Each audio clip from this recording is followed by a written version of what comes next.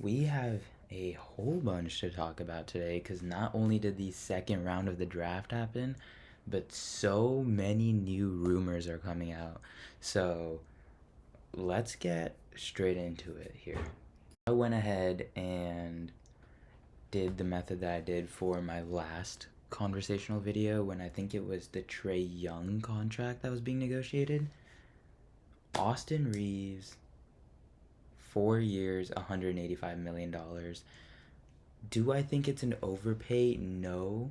I think that it puts the Lakers in a weird position because we've obviously heard the conversations about Luka wanting to win now, and not really having that infrastructure for Luka is going to be a bit tricky here. But at the same time, I think that if you can get LeBron on a minimum, or you can potentially get this Jared Allen trade to go through, you may have a real future here for the Los Angeles Lakers. What we've seen, and this is, I don't know if this was broken today, but at this point, the Lakers are very interested in acquiring Jared Allen via trade with the Cavs for LeBron. To me, I think that it would be pretty weird to see headlines LeBron James traded for Jared Allen, but I think that it's a great move. I think for the Lakers, and a horrible move for the Cavs. Every time I see the Cavs in trade talks about Evan Mobley or Jared Allen, I just don't like it. At this point, you're not having Donovan Mitchell win anything without one of these guys. And honestly, in my opinion, I think both of them, regardless of what happened in the playoffs this season, that Knicks team has clearly shown that they were, a team that deserved to sweep. I mean, they beat a team from the West in 5. You can say whatever you wanted about the Pacers last year, potentially beating the Thunder if Tyrese Halliburton didn't go down. That would have been in 7. The Knicks dominantly beat the Western Conference. This is a Knicks team that just was better, was more poised, was more willing to win. And that's just something that you have to price in. Other than that, the Cavs had an excellent season. Looking for more depth without getting rid of some of their good players here. Obviously, the James Harden trade was a huge bust, but maybe seeing if you can flip him instead of the two bigs that have honestly provided you so much usage throughout this season.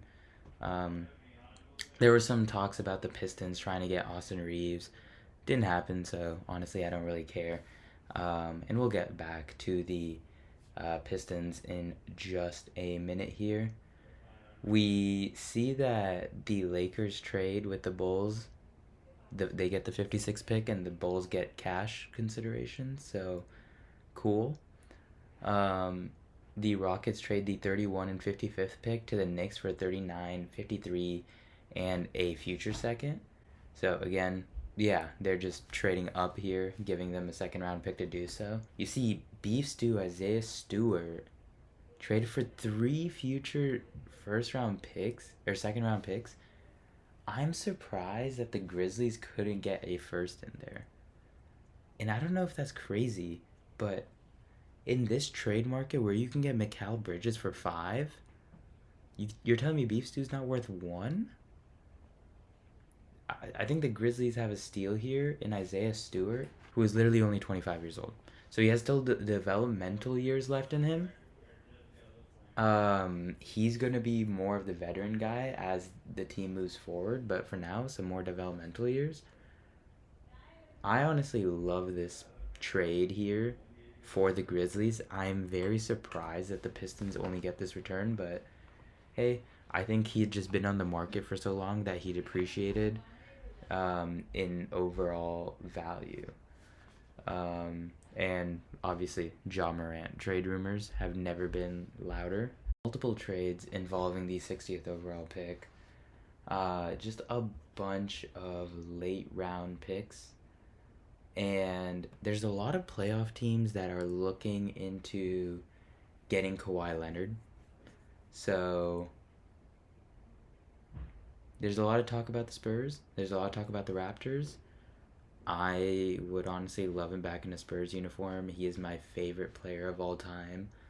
Um, I think Dylan Harper will hand over his number for the opportunity to win a championship instantly. But yeah. Um, and there's this crazy tweet here by Underdog.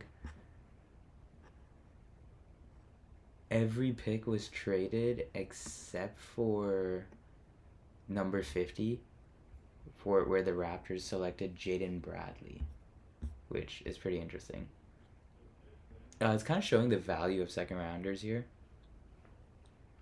They're kind of used as like move up pieces, future first obtainers, maybe getting some guy who's slightly proven or is a buy low candidate in a certain market. So it's pretty interesting to me that, what the state of the second round is. I think it's going to increase as you're only going to see a certain amount of athletes going to the NBA draft, and more athletes will apply if they think that they don't have a chance in the future to make it, or if they're a 4-year player, more likely than not. So we'll see what really the state of post lottery NBA talent is looking like.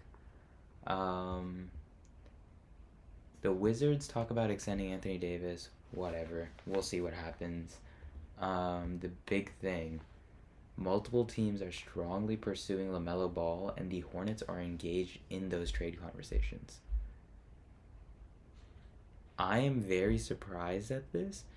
Engaged may be that they are giving out some pretty strong offers, as we see in the next tweet that the Wolves and the Raptors are the teams with interest, and the Suns have no interest apparently, which was really necessary to throw out there. I think I'll say that as a Spurs fan, the Spurs have no interest. Yeah. Anyway, but the Wolves and the Raptors, I love LaMelo Ball on the Raptors. I just don't know what kind of trade package that would take. And honestly, why they would do it. They have shown that this core can do something. I think they're getting closer and closer now, especially what we saw last season. Yes, things fell through when Con Knuppel doesn't have a good night. He's a rookie. Not everyone is Dylan Harper. Not everyone is Cooper Flag. You're not going to have these rookies that are instantly going to come out here and perform at the highest level every single game. So, something to keep note of. But I think that these LaMelo Ball rumors are just going to end up being rumors that fade through the offseason. The Hornets will be a much better team that will look a lot better for the next season. And it's not going to be that much of an issue in the future. The Bucks have apparently also registered interest in LaMelo, which is interesting just because I think that doesn't make sense. Not really to me, but we'll see. And the Wolves' interest is apparently serious, but Jaden McDaniels is off limits. Obviously, you're never getting there with Anthony Edwards unless you're trading me LaMelo, Bridges, and Knuppel, and maybe a first, honestly. And Anthony Edwards is kind of the only player that's proven there, so that's kind of what I'd go for there. Yeah, we're gonna go back to talking about the NBA draft and the two players that the Spurs select. So let me just pull them up. So the first guy that they get is Jacoby Gillespie, who comes from Tennessee. He's a 6-foot guard. He can be, honestly, some pretty decent guard depth.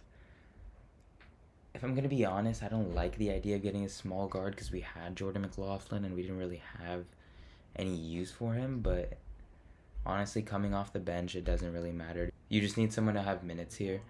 So that's the important thing here. At forward, we get another backup in Malik Brown.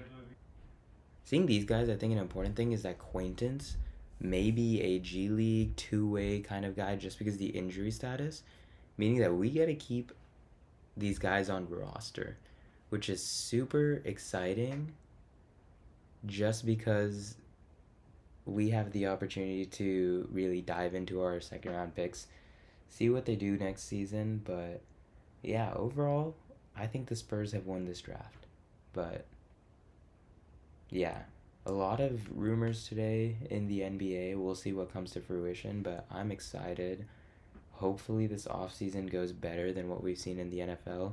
We obviously had the Miles Garrett trade, but since then, jack shit. And I feel like I'm ungrateful for that. The Miles Garrett trade was huge.